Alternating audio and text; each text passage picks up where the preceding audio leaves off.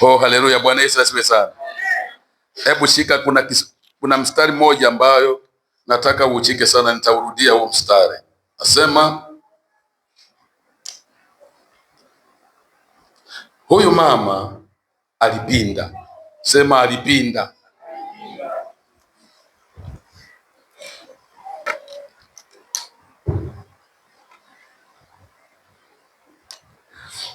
Neno la Mungu ambalo nataka nilifundishe mchana huu wa leo ni neno ambalo Mungu alimtuma Kristo duniani ili aje. Bwana Yesu asifiwe sana. Kama mara nyingi tulivyofundisha au tulipofundishwa kwamba Yesu alikuja katika dunia hii kwa kazi tatu. Kazi ya kwanza ilikuwa ni kuhubiri, ya pili kufundisha, ya tatu ni kuponya wagonjwa. Sema amina tena.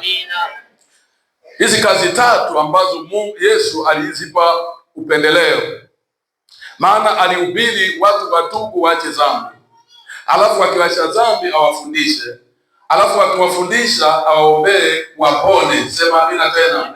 Sasa alikuwa anatembea Yesu, siku moja akaingia katika hekalu. Siku moja ambayo wewe na mimi hatuwezi kuijua tarehe, lakini akaingia hekaluni. Alipoingia hekaluni, pale mbele yake palikuwa mama mmoja ambaye alikuwa na pepo la udhaifu. Sema amina tena.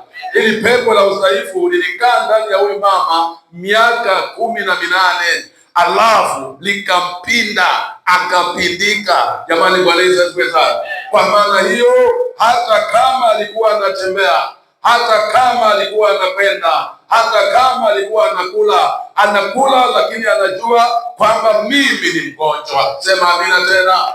Bwana Yesu asifiwe sana. Sikiliza, miaka 18 ni miaka mingi. Mtu ambaye anatembea na ugonjwa, anatembea na kupinda, anatembea. Huyu mama akapinda kabisa. Sema amina tena. Sijui kama nasema na mtu mmoja hapa. Kama ungenisikia ungepiga makofi. Sema amina tena. Lakini kisheria ya Uyahudi au sheria ya Sabato ilikuwa huwezi kufanya kazi siku ya Sabato. Mwisho wake ulikuwa ni Jumamosi au niseme ni Ijumaa. Hakuna kufanya tena kazi siku ya Sabato ambayo inaitwa kwa sasa Sabato ya Kiyahudi. Sema amina tena. Bwana Yesu asifiwe sana. Na Yesu siku ile ile, maana ni siku ya kuabudu, ni siku ya watu kumsifu Mungu wao. Sheria inaruhusu watu waende kwenye sinagogi. Huyu mama naye sijui alitembea na fimbo, mimi sijui alitembea na nini, mimi sijui, lakini akatembea na udhaifu wake. Hata kama inawezekana hakukaa mbele, kwa sababu anasema alikuwa mwanamke. Wayahudi, mwanamke hawezi kukaa mbele juu ya sinagogi. Sema amina tena. Lakini Yesu alimuona, akatamka neno, mama ponyeka sasa hivi. Yule mama kule kupinda kukanyoka. Sema amina tena. Tena akatembea.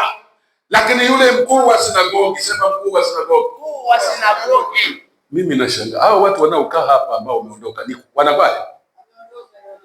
Ameondoka, ameshaondoka, hawarudi tena.